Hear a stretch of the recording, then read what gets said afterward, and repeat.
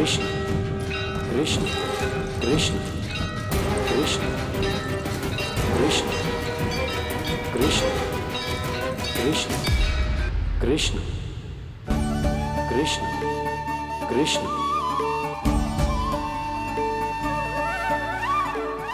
यशोमती मैया के नंद लाला,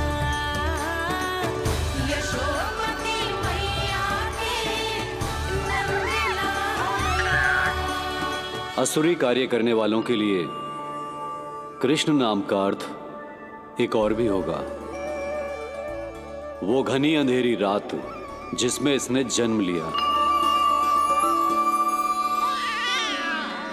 पर इससे जो प्रेम करते हैं उन सभी के लिए कृष्ण नाम का अर्थ होगा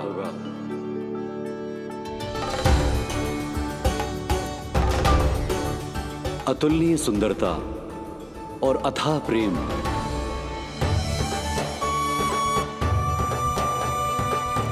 इन दोनों विशेषताओं का साक्षात स्वरूप होगा ये कृष्ण।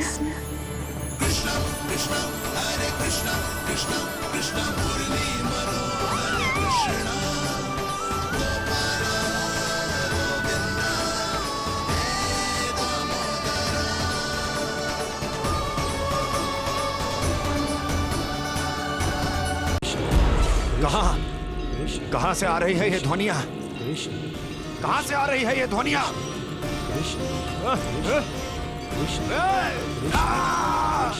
स्वामी महाराज,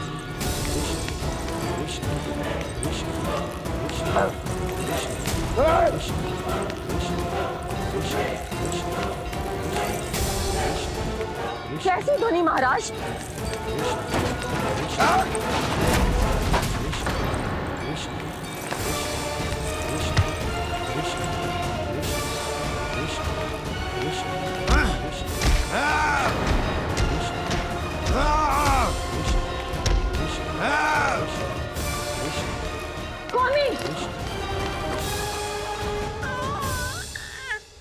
कृष्ण।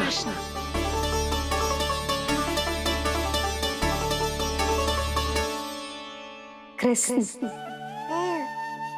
जे नाम अनंत काल तक स्मरण किया जाता रहेगा, जय तेरी मैया का आशीर्वाद। संसार मुझे कृष्ण बुलाए या नीलमणि कहकर पुकारे, मैं रहूंगा तो बस यशोमती मैया का नंद लाला। यशोमती मैया के नंद लाला, यशोमती मैया के नंद लाला।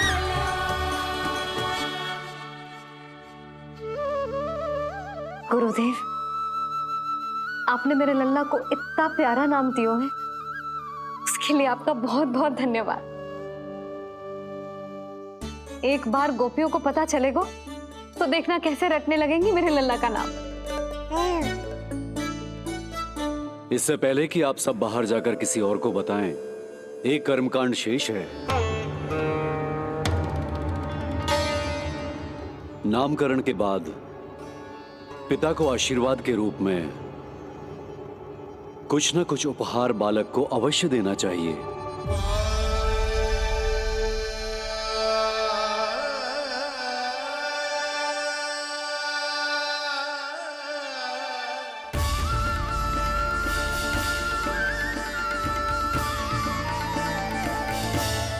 मैं क्या दूं?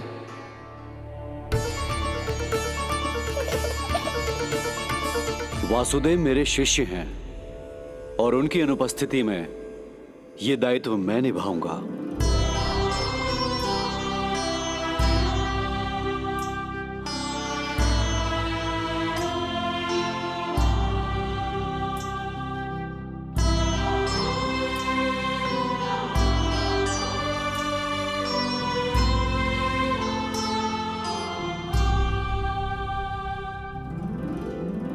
इसे अपने पिता की ओर से स्वीकार करो पुत्र।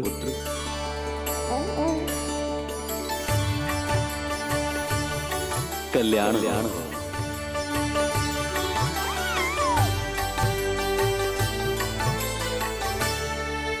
क्या दूं मैं इसे?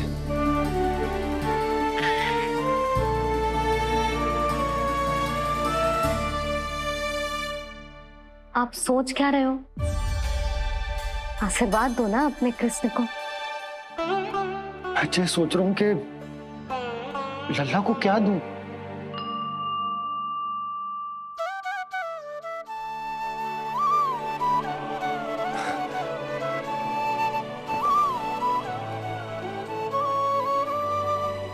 लल्ला, तू स्वयं ही बता दे, तुझे क्या चाहिए?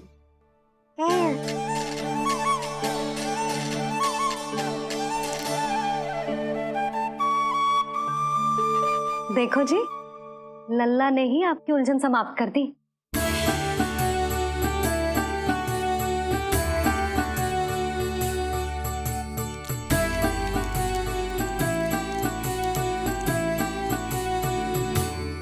मेरा आशीर्वाद कि तेरा ये नाम कृष्ण तेरी प्रजा के लिए बहुत हितकारी हो। गुरुवर, आप भी इसे आशीर्वाद दें। जिनके आशीर्वाद से ये पूरा संसार संचालित होता है, उन्हें मैं क्या आशीर्वाद दूं?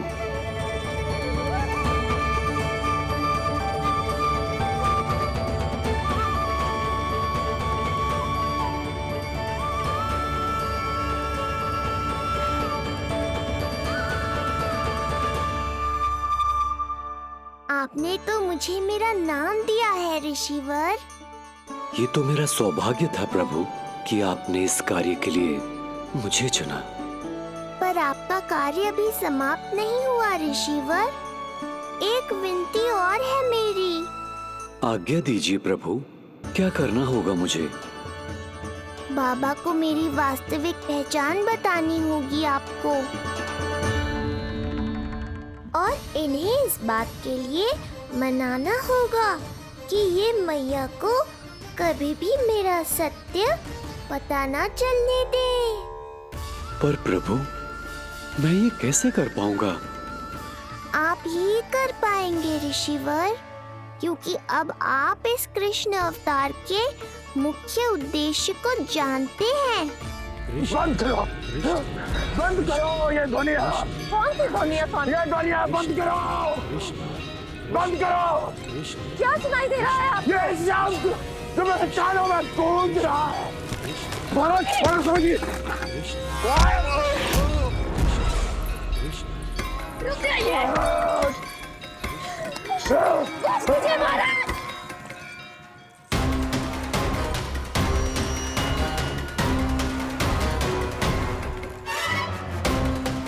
आप भूल रहे हैं कि आप मथुरा नरेश है, कंस है आप।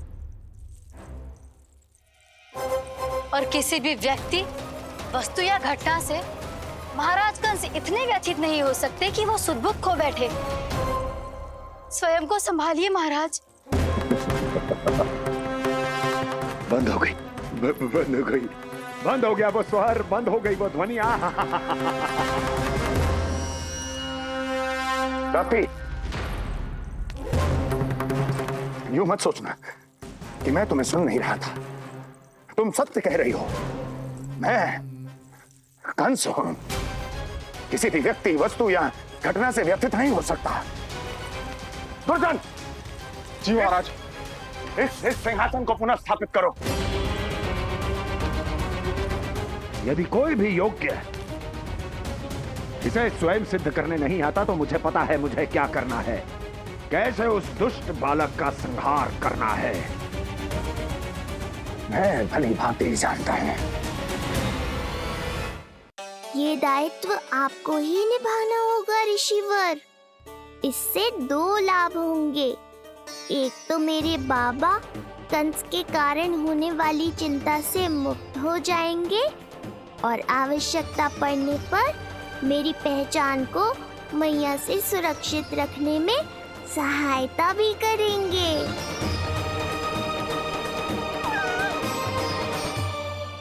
नंदराज, अब बलराम और कृष्ण दोनों को भूख लग गई होगी।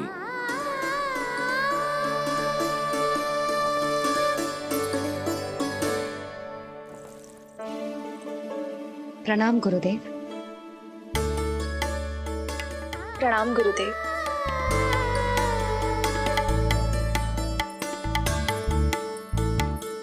गुरुदेव, अब आप भी विश्राम कर लीजिए।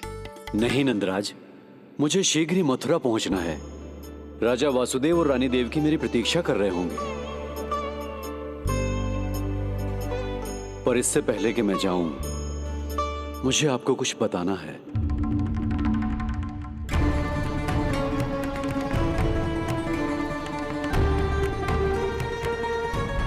गुरुदेव, आपके ललाट पर बल पड़ गए। सब कुछ ठीक तो है ना? कहीं आप मुझे कंस के बारे में तो ना बताना चाहते? गुरुदेव, मैं जानता हूं कि कंस नवजात शिशुओं की हत्या करवा रहा है।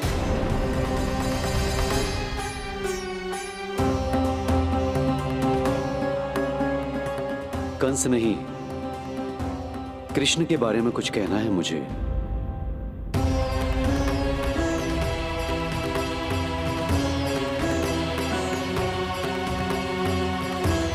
बताइए गुरुवर। मैं एक ऐसा सत्य बताने जा रहा हूं नंदराज, जो है तो वरदान, पर उसे स्वीकारना आपके लिए बहुत कठिन होगा। गुरुदेव, आप जो कह रहे हैं वो मैं समझ ना पा रहा हूं। बताइए ना।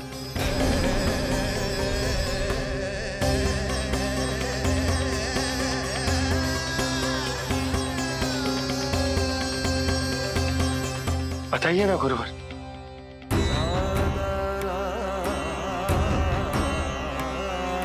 सत्य यह है नंदराज, कृष्ण राजा वासुदेव के पुत्र हैं। कृष्ण राजा वासुदेव के पुत्र हैं। कृष्ण राजा वासुदेव के पुत्र हैं।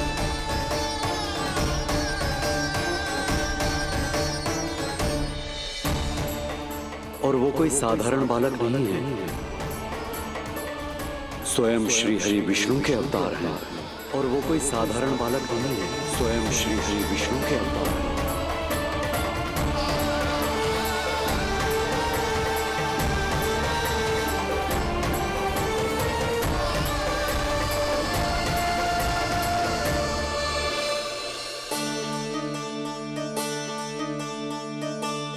अशु विचित्र लग रहा है। कौन हो तुम? मैं हूं श्री विष्णु का अवतार। कैसे संभव है गुरुदेव? वो तो नन्हा सा बालक है।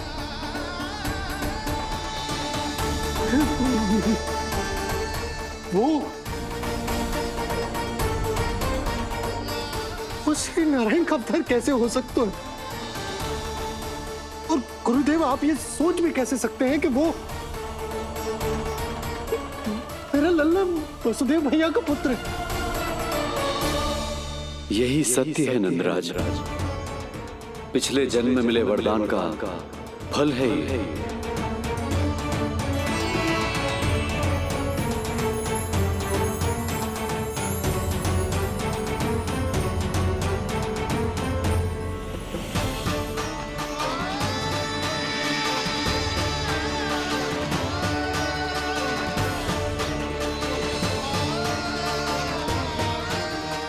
मैं आपकी संतान के रूप में अवश्य आऊंगा, किंतु उसके लिए आपको मेरे अगले अवतार के बाद एक और अवतार की प्रतीक्षा करनी होगी। क्योंकि अगले जन्म के लिए मैं पहले ही ये वरदान माता देवकी को दे चुका हूं। इस समय मैं विवश हूं। किंतु मैं आपको वचन देता हूं, आपकी संतान बनकर अवश्य आऊंगा। प्रभु, श्री हरि को अपने सामने देखकर मेरी व्याकुलता का बांध टूट गया है। 2 जन्म बहुत बड़ा समय होता है स्वामी। अपने पुत्र के रूप में हरि को गोद में खिलाने के लिए अब मैं और 2 जन्मों तक प्रतीक्षा नहीं कर सकती।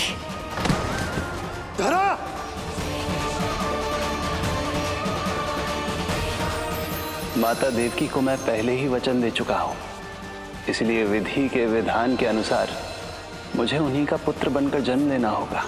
किंतु आपकी आतुरता का अनुभव करने के बाद अब मैं भी आपका स्नेह पाने से स्वयं को और वंचित नहीं रख सकता। ये जो भी हो रहा है प्रभु की ही लीला है। कृष्ण के जन्म के तुरंत बाद भगवान विष्णु के आदेश पर वासुदेव जी के यहाँ आना पड़ा और आपकी और रानी यशोदा की पुत्री को अपने पुत्र के साथ बदलना पड़ा और इस तरह कृष्ण आपके और रानी यशोदा के पुत्र बन गए।